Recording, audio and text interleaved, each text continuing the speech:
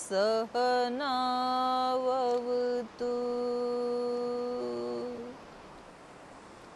सहनौ भुनक्तु सह वीर्यङ्करवावहै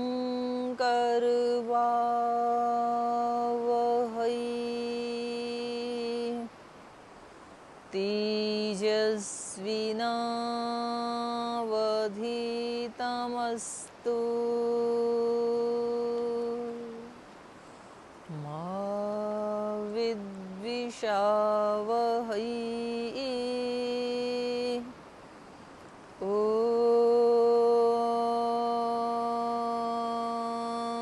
शांति शांति शांति।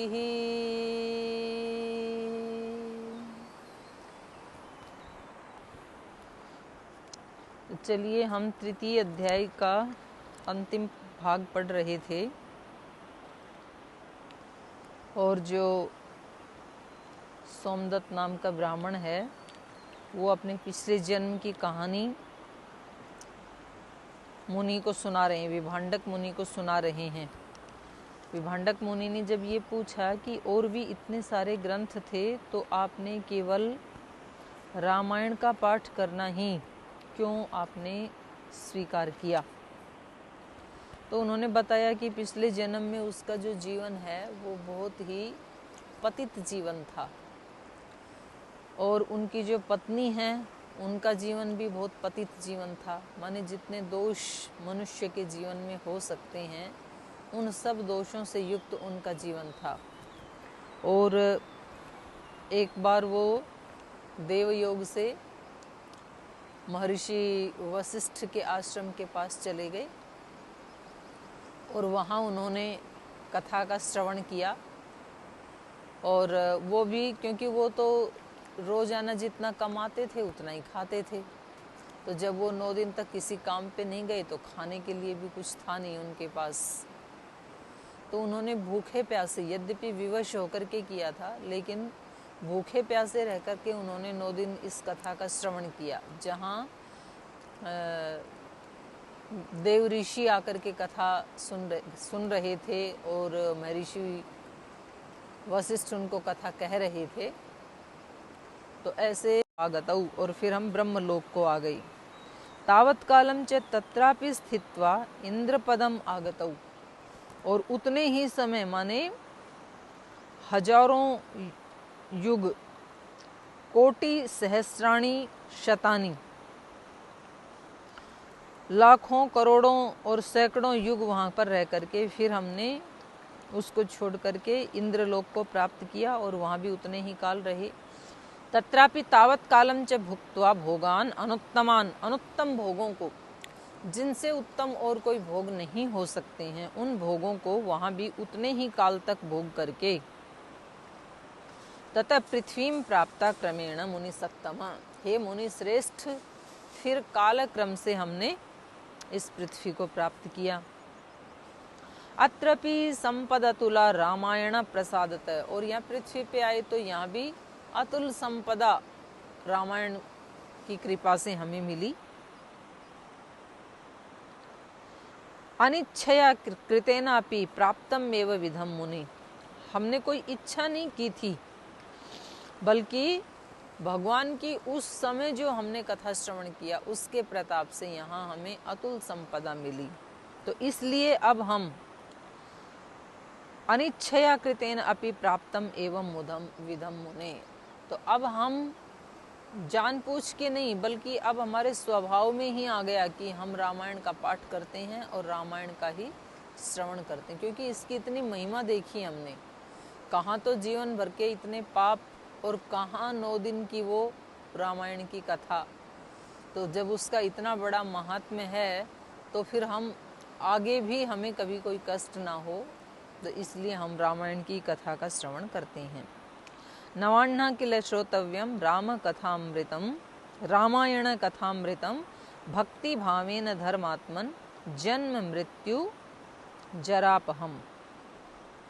तो 9 दिन तक जो इस रामायण के कथा अमृत को भक्ति भाव से जो सुनता है, तो हे धर्मात्मन, हमारा ये अनुभव है कि वो जन्म जरा और मृत्यु से मुक्त हो जाता है। जन्म जरा मृत्यु का नाश करने वाली है ये 9 दिन की रामायण की कथा। अवशेषान अपि यत् कर्म कृतं सुमहत् फलम ददाति शृणु विपेन्द्र रामायण प्रसादत।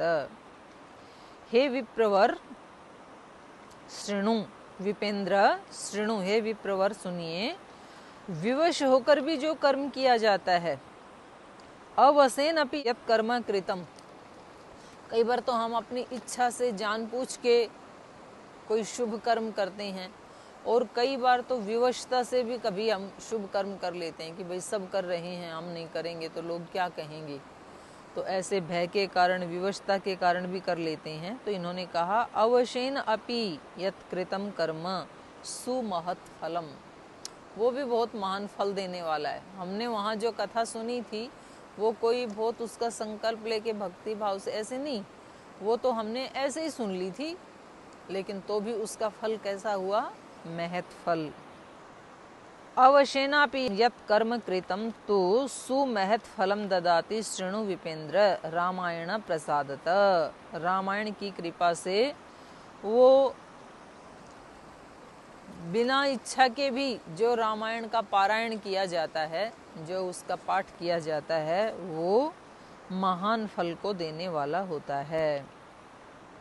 तो ये सब सुनकर के नारद ने कहा, नारद उवाच एतत् सर्वं निशम्यासौ विभाण्डको मुनीश्वरः अभिनन्द्य महीपालं प्रययौ स्वतपोवनं तस्मात् शृणुध्वं विप्रेन्द्र देवदेवस्य चक्रिणः रामायणः कथा चैव कामधेनुपमा स्मृता माघे मासे सिते पक्षे रामायणं प्रयत्नतः नवाह्ना किल श्रोतव्यं सर्वधर्मफलप्रदम्।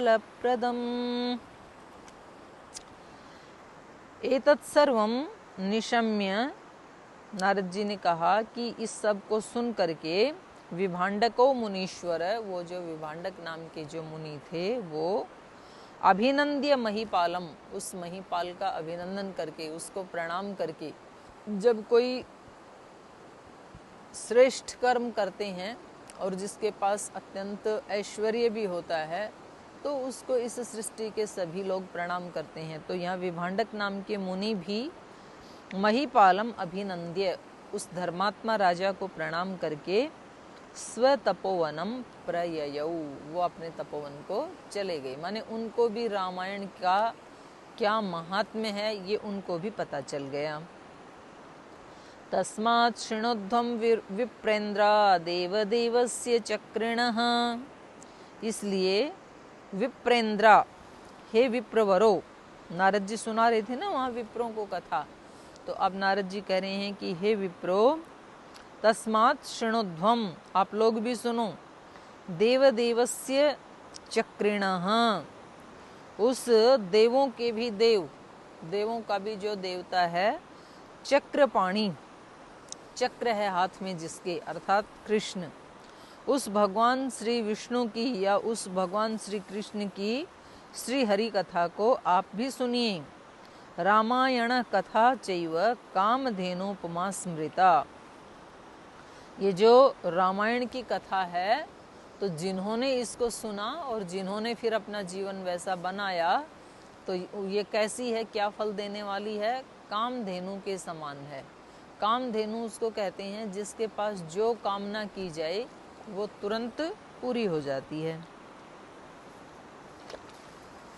माघे मासे सिते पक्षी रामायणं प्रयत्नतः नवाह्ना किल श्रोतव्यं सर्वधर्म फलप्रदम। और कह रहे हैं माघ मास के शुक्ल पक्ष में यत्न पूर्वक रामायण की नवान्न कथा सुननी चाहिए। नवान्न मतलब 9 दिन में, शुक्ल पक्ष में ये रामायण की जो कथा है ये 9 दिन में सुननी चाहिए। तो वह संपूर्ण धर्मों का फल प्रदान करने वाली होती है। यह इदं पुण्यमाख्यानं सर्वपाप प्रणाशनं वाचयेत् शृणुयात् वापि राम भक्तश्च जायते। और कहा ये जो पुण्यमय आख्यान है, ये जो रामायण रूपी पुण्य से भरा हुआ ये जो संवाद है, ये जो आख्यान है, जो सर्व पाप प्रणाशनम, जो सब प्रकार के पापों का नाश करने वाला है। प्रणाशनम प्रकृष्टतया नाशनम, संपूर्ण रूप से नाश करने वाला है, बहुत अच्छी तरह से जो नाश करने वाला है। यह इदम पुण्यम आख्यम, पुण्यम आख्यानम सर्व पाप प्रणाशनम, सब पापों का जो नाश करने वाला है। वाचयेत शृणुयात वापि, अगर कोई व्यक्ति इसका वाचन करे या तो इसका श्रवण करे तो कितनी अच्छी बात है। अगर समूह मिले तो उसमें एक व्यक्ति इसको बाँचे और दूसरे सभी व्यक्ति उसको सुने, और यदि बहुत सारे लोग ना भी मिलें तो अपने घर में बैठ के खुद ही उसको बाँच ले। तो बाँचे या सुने दोनों में। वाचयेत शृणुयात वापि राम भक्तश्च जायते, वो व्यक्ति राम का भक्त हो जाता है। तो ये तृतीय अध्याय हो गया। इति श्री स्कंद पुराणे उत्तरखंडे नारद सनत कुमारयोः संवादे राम महात्म्ये रामायण महात्म्ये माघ फलानुकीर्तनम नाम तृतीयोऽध्यायः। अथ चतुर्थोऽध्याय, अब चौथा अध्याय। 5 अध्याय हैं इसके महात्म्य के। रामायण को शुरू करने से पहले 5 अध्यायों में रामायण का महात्म्य क्या है, क्यों पढ़ें हम रामायण और क्यों सुने हम रामायण, तो ये इसमें बताया गया है। तो यहाँ पर चैत्र मास में रामायण का पठन करने से और उसका श्रवण करने से कोई कलिक नाम का व्याध था और उत्तंग मुनि के साथ उसका संवाद हुआ, उसने बताया, तो वो यहाँ चतुर्थ अध्याय में उसका वर्णन किया गया है।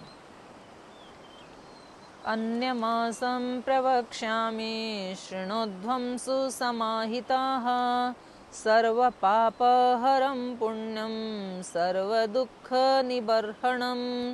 ब्राह्मण क्षत्रिय विशां शूद्राणां चैव योषितां समस्त काम फलदं सर्वव्रत फलप्रदं दुःस्वप्ननाशनं धन्य भुक्ति मुक्ति फलप्रदं रामायणस्य माहात्म्यं श्रोतव्यं च प्रयत्नतः। अन्यमासं प्रवक्ष्यामि शृणुध्वं सुसमाहिता। नारद कह रहे हैं कि सनत कुमार से कह रहे हैं, हे सनत कुमार, और सनत कुमार के साथ और भी जो दूसरे ऋषि हैं उनको कह रहे हैं, हे ऋषियों शृणुध्वम, अब आगे की कथा सुनो। प्रवक्ष्यामि, मैं आपको बताता हूँ। सुसमाहिता, समाहित चित्त होकर के, एकाग्र चित्त होकर के सुनो। ये शर्त है, ये पहले भी बताया था और ये बार बार हर अध्याय में इस विशेषण को बताते हैं।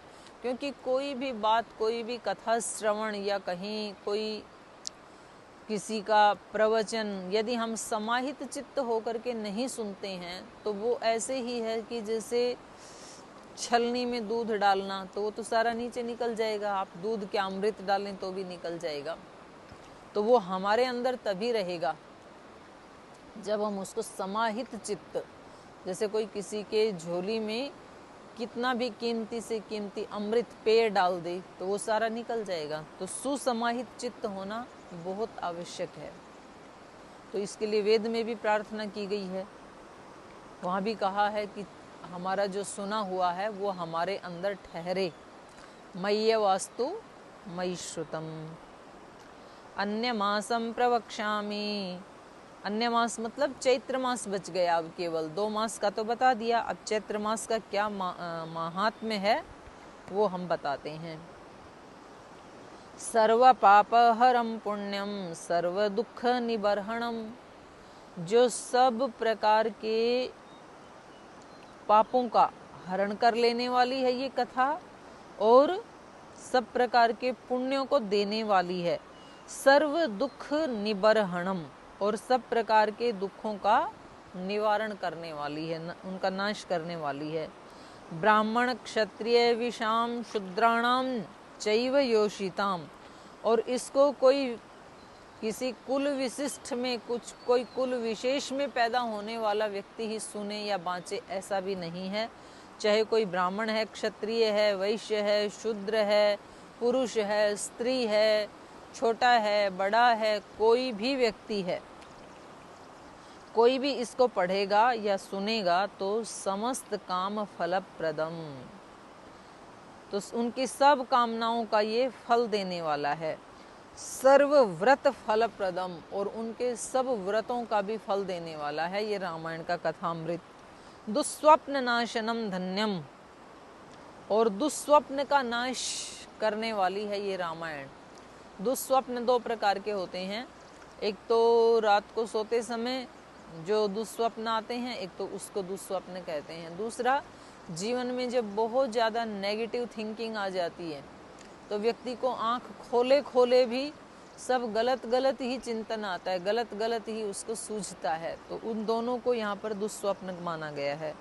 दुस्वप्न नाशनम माने जीवन में इस कथा को सुनेंगे तो पॉजिटिविटी आ जाएगी, सकारात्मकता आ जाएगी, एक हिम्मत सी आ जाएगी, जीवन का मुकाबला करने का बल मिल जाएगा, एक साहस आ जाएगा।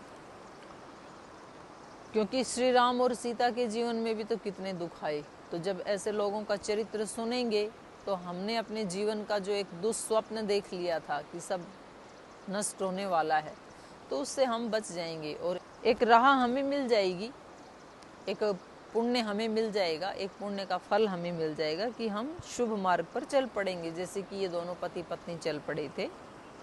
दुस्वप्न नाशनम धन्यम भुक्ति मुक्ति फलप्रदम, मनुष्य जीवन का जो परम लक्ष्य है वो दो हैं, भोग और अपवर्ग।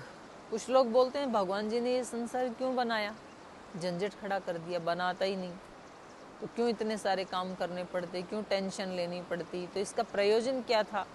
तो उसके दो प्रयोजन थे, हम आत्माओं को जो हमने पिछले जन्मों में जो भी पुण्य किए या पाप किए उनका फल भुगतवाना। अगर उसको ऐसे ही रख लेता तो वो तो सारे किए हुए पुण्य नष्ट हो जाते फिर, तो भोग।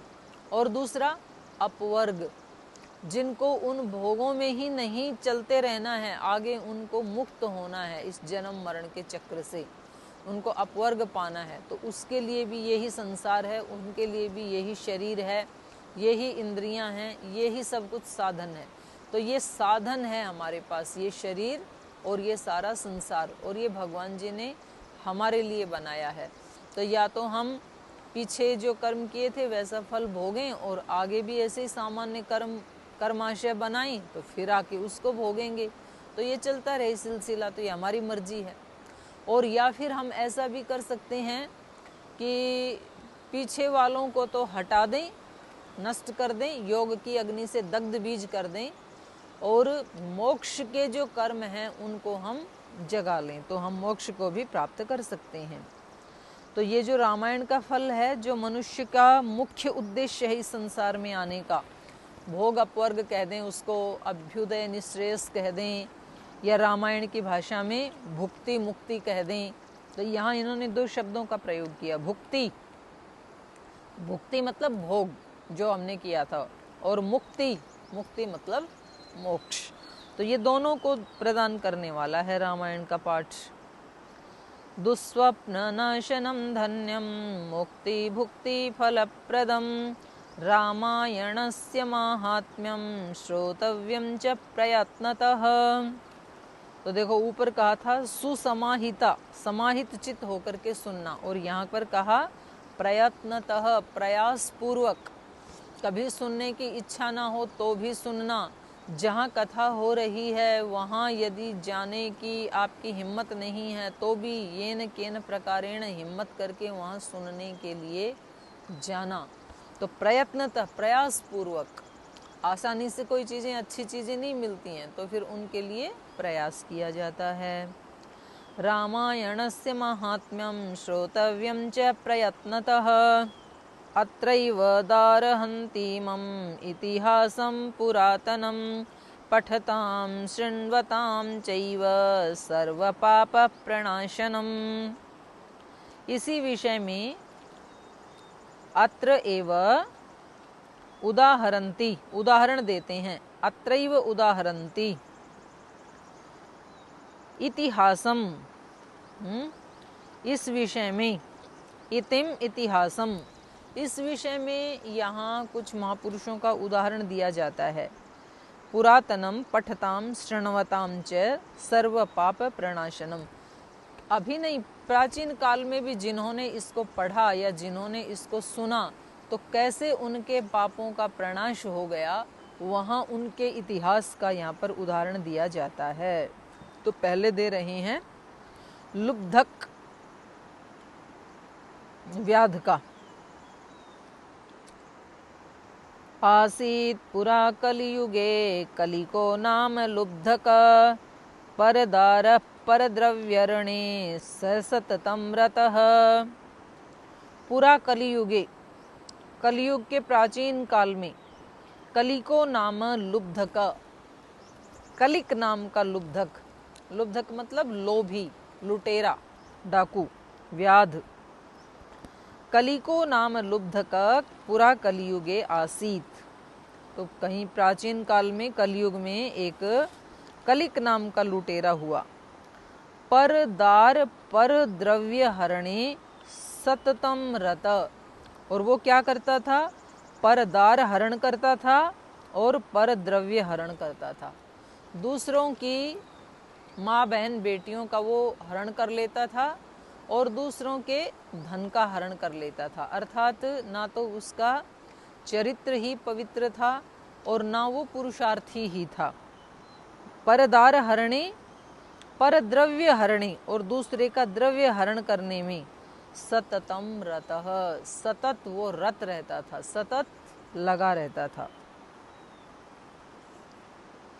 पर निंदा परो नित्यं जंतु पीड़ा करस्तथा हतवान ब्राह्मणान् गाव शतशोथ सहस्रशः देवः स्वहरणे नित्यं परस्वहरणे तथा तेन पापान्यनेकानि कृतानि सुमहान्ति च न तेषां शक्यते वक्तुं संख्यावत्सरकोटिभिः स कदाचित् महापापो जन्तूनाम् अन्तकोपमा सौवीरनगरं प्राप्त सर्वैश्वर्यसमन्वितं योषितभिः भूषिताभिश्च सरोभिर्विमलोदकैः अलंकृतं विपणिभिः ययौ देवः पुरोपमम्। क्या हुआ था उसकी कथा बता रहे हैं। पर निंदा परो, तो सारे वही दोष हैं जो एक दोषी व्यक्ति में हो सकते हैं, वही सारे दोष इसमें हैं। दूसरों का धन हरण करने वाला था, दूसरों की जो माँ बहन बेटियां हैं उनके चरित्र का हरण करने वाला था। परदार हरणे पर द्रव्य हरणे सततम रत, पर निंदा परो नित्यम, और नित्य दूसरों की निंदा में ही लगा रहता था। ऐसे जो व्यक्ति होते हैं ना, वो हमेशा दूसरों की निंदा ही करते रहते हैं। वो अपने दोषों को छिपाने के लिए जब भी कभी बैठेंगे तो वो अपने आसपास वाले लोगों में किसी एक को उठा लेंगे और उसकी चर्चा करेंगे, उसके दोषों को देखेंगे कि देखो वो कैसे हैं, और वो अपने आप को बचाना चाहते हैं कि हम कहीं हमारा ध्यान कहीं हमारे दोषों की चर्चा में न चला जाए। तो पर निंदा पर, ये बिल्कुल सच्ची बात है कि जो व्यक्ति अपने जीवन में जिसके पवित्रता नहीं होगी, वो दूसरों के जीवन की पवित्रता के बारे में उनके ऊपर लांछन लगाएगा। जिस व्यक्ति के अपने जीवन में ब्रह्मचर्य नहीं होगा, वो ब्रह्मचर्य की कथा करेगा। जिस व्यक्ति के अपने जीवन में लूट खसूट येन केन प्रकारेण धन प्राप्ति करना ये उसका उद्देश्य होगा, वो सात्विकता से धन कमाने की बात करेगा। जिस व्यक्ति के अपने जीवन में दूसरों को कंट्रोल करने की, दूसरों को डोमिनेट करने की इच्छा होगी, वो दूसरों के ऊपर ही आरोप लगाएगा। देखो फला व्यक्ति वो तो बड़ा डोमिनेटिव प्रकृति का, जो हमारे जीवन में होता है हम उसको ढकने के लिए उसको दूसरे के ऊपर फेंक देते हैं ताकि हम उससे अछूते रह जाएं, लेकिन ऐसे होता नहीं है।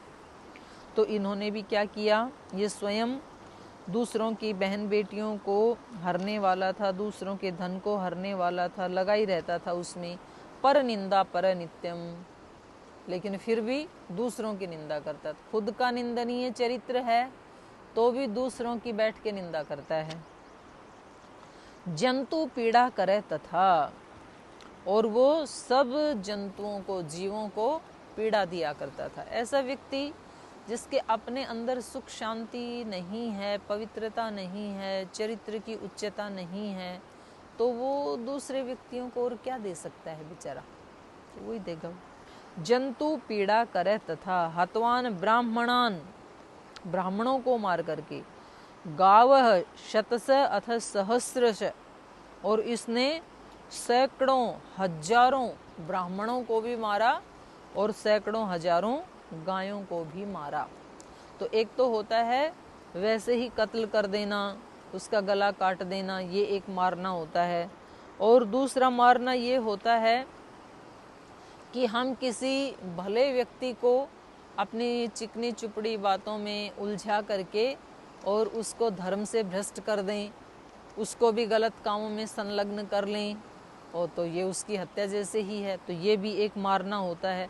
तीसरा ये होता है कि जब वो अपने धर्म से नीचे नहीं आता है, वो अपने श्रेष्ठ कार्यों में लगा रहता है, तो उसके ऊपर आरोप लगा देना, उसका अपमान कर देना, उसको वहाँ से निकाल देना, उसको अनेक प्रकार की यातनाएं देना, ये भी उसके लिए मृत्यु जैसा ही है, उसको मारने जैसा ही है। तो आजकल कुछ लोग जो है ना अपने माता पिता को वृद्धाश्रम में छोड़ आते हैं और उनके ऊपर आरोप लगा देते हैं कि ये हमारे बच्चों को बहकाते थे, ये घर में से चीज़ें उठा उठा करके दे देते थे, ये ऐसे करते थे। तो ये उनकी हत्या करने जैसा ही होता है। और कई बार हम छोड़ के तो नहीं आते कहीं, अपने घर में ही रखते हैं, लेकिन रोज़ाना उनको ताने सुनाते हैं, रोज़ाना उनके साथ मिसबिहेव करते हैं, ठीक से उनकी सेवा भी नहीं करते हैं, खाने पहनने के लिए भी हम उनको नहीं देते हैं। तो ये भी उनकी हत्या के समान ही है। और वो बेचारे ऐसे डरते से रहते हैं, मायूस से होकर के, जैसे कोई कैदी रह रहा हो अपने ही घर में, जिस घर को उसने अपने हाथों से बनाया था। तो ये सब कौन कर सकता है? ये सब यही कर सकता है जो ये कलिक कर रहा था, कलिक नाम का जो लुटेरा था। हतवान ब्राह्मणान गावय शतस अथ सहस्रश, सैकड़ों हजारों ब्राह्मणों को और गायों को इसने मार डाला था।